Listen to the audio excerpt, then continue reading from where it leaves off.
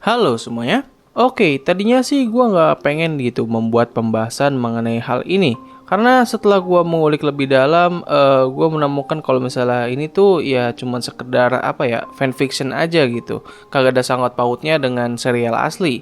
Tapi setelah gue pikir-pikir dan menelusuri lebih dalam lagi, gue menemukan satu hal yang unik mengenai apa yang bakal gue bahas kali ini.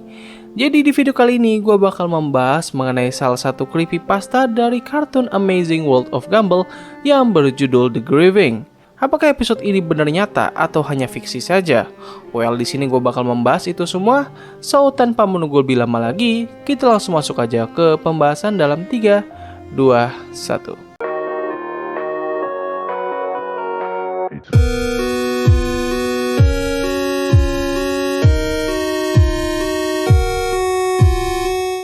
So, apa itu episode The Grieving?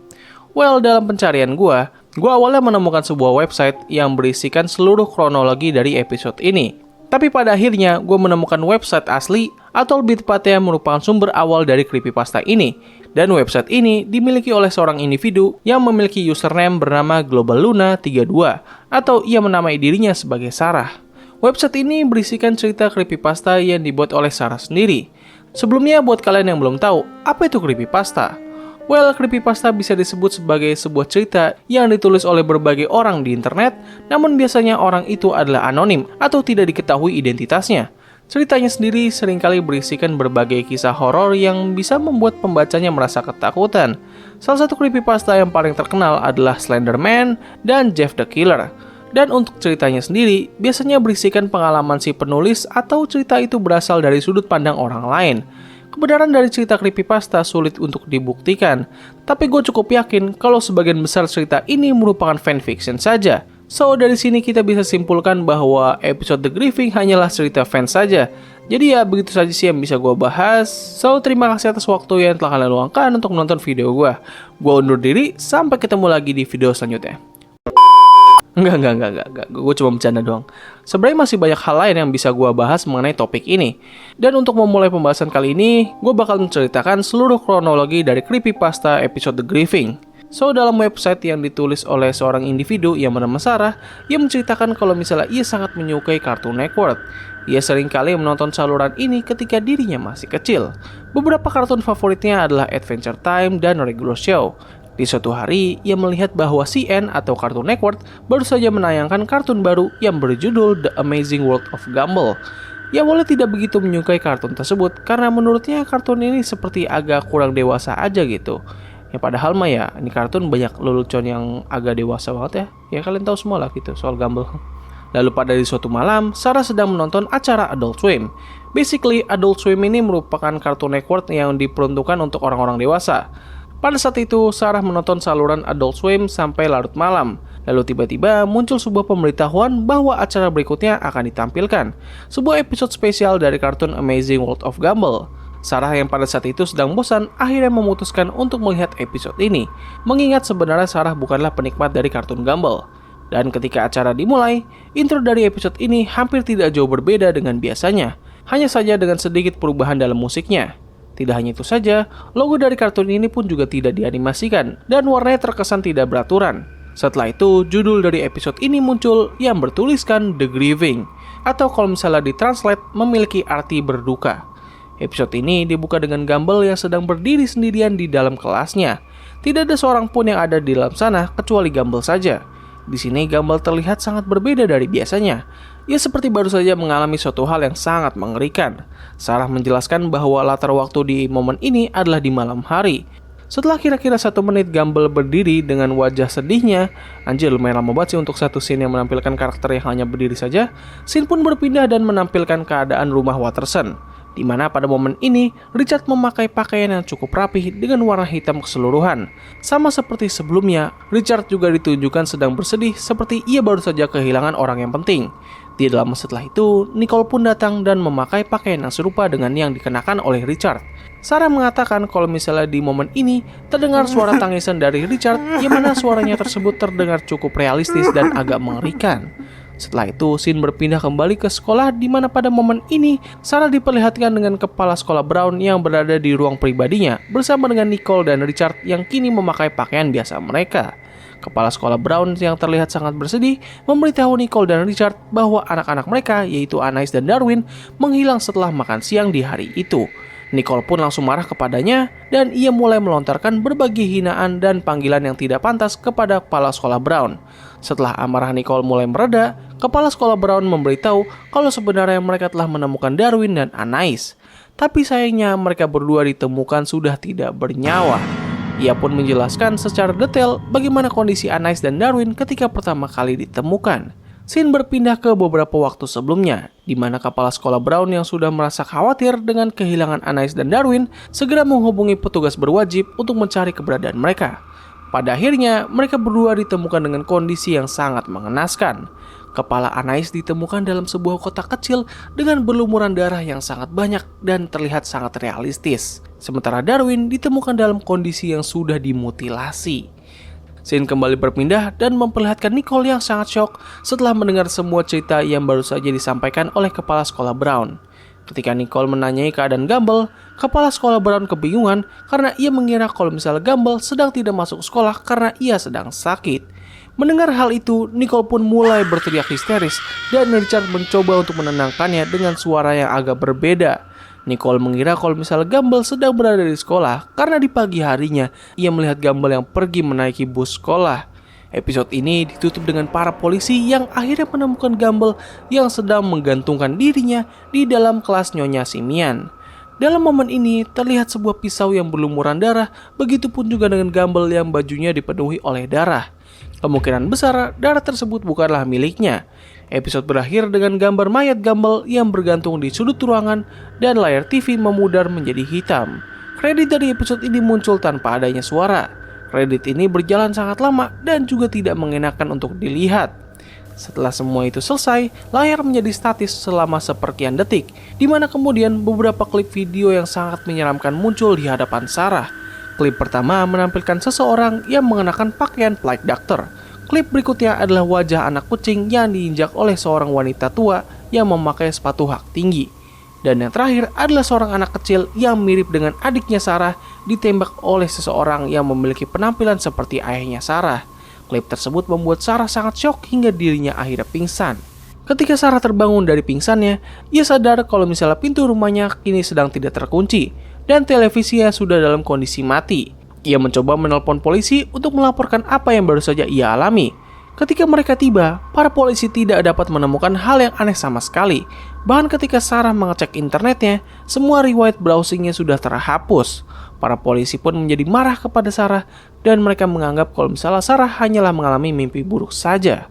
Salah satu polisi yang merasa kasihan kepada Sarah membawanya ke restoran kecil untuk mengingat semua hal yang baru saja ia alami. Sarah pun baru ingat kalau misalnya seluruh keluarganya sedang mengunjungi bibinya dan mereka seharusnya sudah kembali di hari ini. Ketika Sarah kembali ke rumah, ia menemukan satu grup polisi dan beberapa agen pemerintah. Mereka menjelaskan kepada Sarah bahwa adik laki-lakinya Sarah telah menghilang dan ibu beserta ayahnya dijadikan tersangka utama. Sarah pun mulai panik dan mencoba untuk memberitahu mereka mengenai klip mengerikan yang sebelumnya ia lihat. Tetapi mereka tidak begitu memperdulikan cerita Sarah. Para polisi mencoba untuk menghubungi Turner Broadcasting dan memberitahu mereka mengenai insiden ini. Seorang perwakilan dari Turner Broadcasting datang ke rumah sepupunya Sarah untuk berbicara dengannya mengenai apa yang baru saja Sarah alami. Setelah Sarah menceritakan semuanya, orang tersebut setuju untuk memutar ulang program di waktu ketika Sarah melihat episode mengerikan tersebut.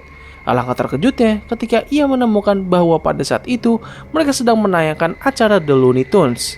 Sarah pun menjadi histeris karena tidak ada satupun orang yang dapat mempercayainya. Pada akhirnya Sarah mencoba untuk menghubungi Ben Buckley melalui akun Twitternya. Ben Buckley membalas pesannya Sarah dengan mengatakan, "Bagaimana bisa kau menemukan video itu? Video tersebut tidak seharusnya bisa dilihat oleh orang lain. Jangan beritahu ini kepada siapapun, Sarah. Dulunya aku memiliki pekerjaan yang sangat membosankan, dan aku membuat sketsa komik kecil mengenai keluarga Watterson dan teman-temannya. Episode yang kau lihat seharusnya tidak pernah dilihat oleh siapapun, kecuali aku dan teman-temanku. Episode itu dibuat hanya sebagai lelucon saja. Dulunya aku memiliki teman kerja yang sangat dibenci oleh teman-temanku dan yang lainnya. Di suatu hari, orang tersebut baru saja kehilangan anaknya oleh seorang pembunuh berantai. Kami membuat episode itu agar kami bisa mengolok-olok dia ketika ia masuk kerja. Namun setelah aku melakukan hal itu, aku baru sadar bahwa tindakan tersebut sangatlah salah dan aku sangat menyesali atas semua apa yang telah aku lakukan. Itulah sebabnya aku sudah mencoba untuk menghilangkan semua kesalahan ini selama bertahun-tahun lamanya. Aku dan teman-temanku pergi ke pedesaan kecil untuk mengubur kaset yang berisikan episode tersebut. Namun ada satu hal yang tidak aku mengerti, Sarah. Bagaimana bisa kau melihat episode itu memiliki adegan berdarahnya? Kami tidak pernah memasukkan adegan mayat Darwin dan Anais ditemukan. Dan semua yang terjadi dalam episode itu hanyalah tentang orang tua Watterson yang diberitahu tentang anak-anak mereka yang ditemukan telah tewas. Dan mereka menangis seperti orang gila. Kami bahkan tidak menggambar hal-hal mengerikan yang telah kau lihat. Ben Buckley berteori kalau misalnya pembunuh berantai yang membunuh anak dari rekan kerjanya telah menemukan kaset yang kami kubur. Ia pun menontonnya dan menambahkan berbagai adegan baru yang mengerikan. Kemudian dia membajak stasiun TV lokal di dekat rumahnya Sarah dan menayangkan episode tersebut di stasiun TV Cartoon Network lokal. Tapi yang jadi pertanyaan adalah, kenapa Sarah merupakan satu-satunya orang yang bisa melihat episode itu? Lalu mengenai klip mengerikan yang ada di akhir episode, Ben Buckley tidak mengetahui apa-apa mengenai hal itu. Ia tidak pernah menambahkan ataupun membuatnya sama sekali. Ben yang mewakili teman-temannya meminta maaf sebesar-besarnya mengenai apa yang baru saja Sarah lihat. Dan ia sangat menyesal karena telah membuat episode tersebut.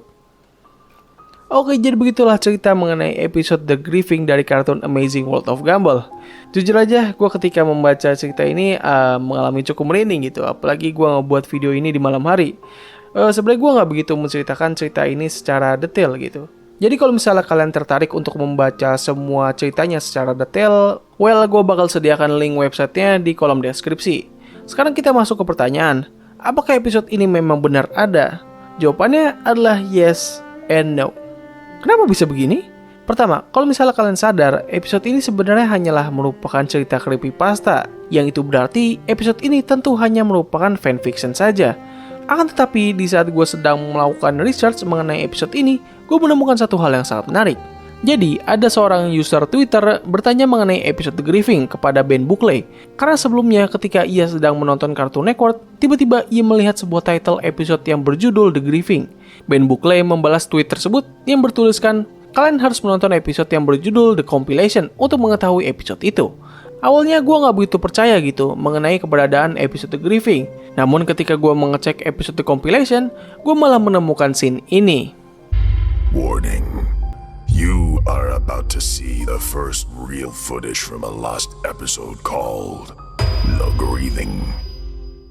Yap, The Grieving memang benar ada. Dan isi dari episode tersebut adalah... Yes, kalian semua terkena prank. Jadi kesimpulannya adalah episode The Grieving hanyalah merupakan sebuah creepypasta saja atau cerita karangan fan. Meskipun begitu, kreator dari kartun Gumball atau Ben Buckley sepertinya cukup menyukai cerita ini. Maka dari itu, ia pun menaruh title episode tersebut ke dalam serial aslinya. Ini bisa menjadi bukti bahwa Ben Buckley sangat peduli kepada para fansnya. Ia membaca salah satu karangan fans dan akhirnya memasukkannya ke dalam serial utama. Meskipun ya itu hanya title saja dan tidak semua konten yang ada di dalam cerita tersebut. Gua ulang gak begitu tertarik sih untuk membahas mengenai creepypasta. Karena apa ya, menurut gue tuh kayak, oh ini mah cuma cerita fans aja gitu. Kagak ada hubungannya sama sekali dengan cerita utama ataupun di kehidupan nyata. Tapi setelah gue melakukan research mengenai episode ini, gue malah merasakan kalau misalnya pembahasan ini tuh bisa menjadi pembahasan yang sangat menarik buat gue pribadi.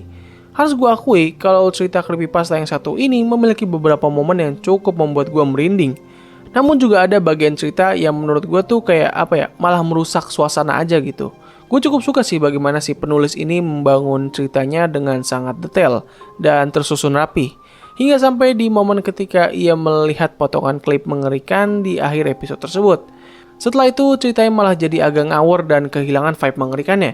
Kayak di momen ketika Sarah menelepon polisi dan tidak ada satupun orang yang mempercayainya.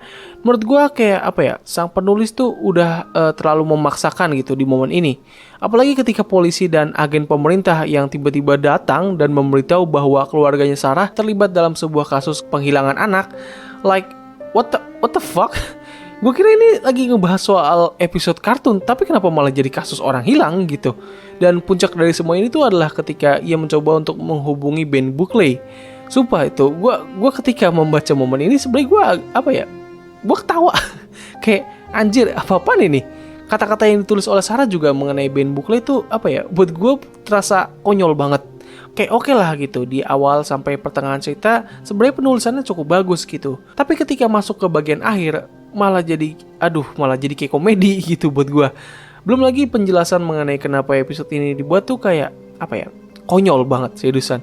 Gue nggak merasakan vibe mengerikan atau vibe I don't know, kayak gue bingung juga harus apa gitu ketika membaca bagian itu. Ya gue tahu creepypasta memang sejatinya hanyalah merupakan cerita yang dibuat oleh orang asing mengenai hal-hal mengerikan.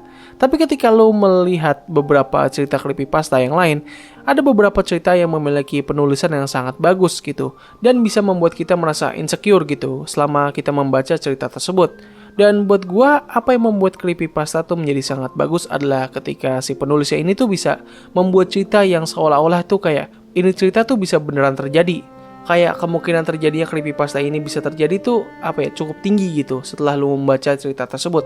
Itulah yang menurut gue tuh menjadi salah satu hal yang membuat creepypasta menjadi sangat bagus dan menarik untuk dibaca. Andaikan Sarah menghentikan ceritanya sampai ketika ia selesai menonton episode The Grieving, mungkin cerita ini bakal menjadi lebih bagus dan lebih creepy aja gitu. Karena jujur aja, cerita ini tuh mengingatkan gue dengan salah satu creepypasta favorit gue dulu, yaitu Candle Cove. Kalau ngomongin soal isi dari episode The Grieving, buat gue pribadi sih kurang begitu creepy gitu. Lalu juga berbagai episode The Grieving yang dibuat oleh para fans yang tersebar di internet, terutama di YouTube banyak banget sih episode ini. Buat gue itu nggak begitu menyeramkan. Malah terkadang ada beberapa video yang membuat gue tuh merasa annoying karena mereka memaksakan untuk menambahkan background yang bisa merusak telinga gue.